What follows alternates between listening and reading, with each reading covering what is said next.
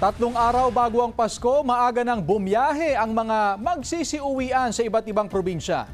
Yan ang balitang tinutukan live ni Jasmine Gabriel Galban. Jasmine?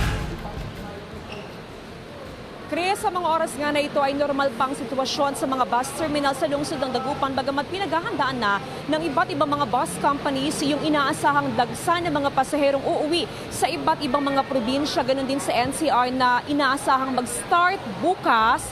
Dire-diretso na yan sa araw ng Pasko at maging ilang araw bago naman ang selebrasyon ng bagong taon. Sa ngayon, Chris, tiniyak ng mga bus companies na sapat yung bilang ng mga bus units na babiyahe. Meron ng mga na-isyong LTFRB na special permits para matiyak na ma-accommodate lahat ng mga pasaherong uuwi sa kanilang mga probinsya ngayong holiday season. Samantala, Chris, ipakita ko lamang yung sitwasyon ngayon dito sa bus terminal sa lungsod ng Dagupan. Ito yung mga babiyahe ng Baguio City na sa mga oras nga na ito ay makikita natin meron ng napakarami mga pasahero. Ang ginagawa ngayon, Chris, ng mga bus companies para magtuloy-tuloy lamang yung usad ng mga bus units ay hindi na sinusunod pa yung interval ng yung schedule ng biyahe ng mga bus. So, ibig sabihin na kung napuno na yung mga bus unit, ay agad na yan nalalarga kahit na hindi pa tapos yung 30 minutes na waiting at paparada na yung susunod na bus nang sa ganoon ay makasakay na rin yung ibang mga pasahero na nag-aabang naman ng kanilang mga bus unit na masasakyan.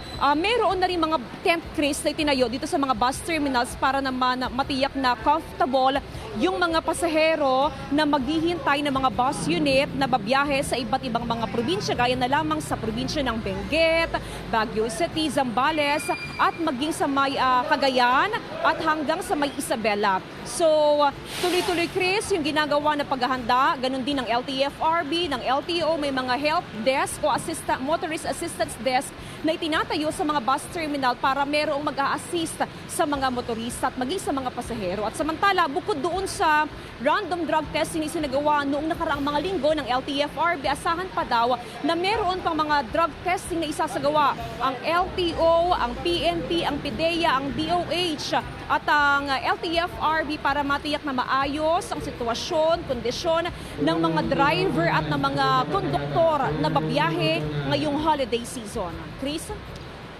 Maraming salamat, Jasmine Gabriel Galban.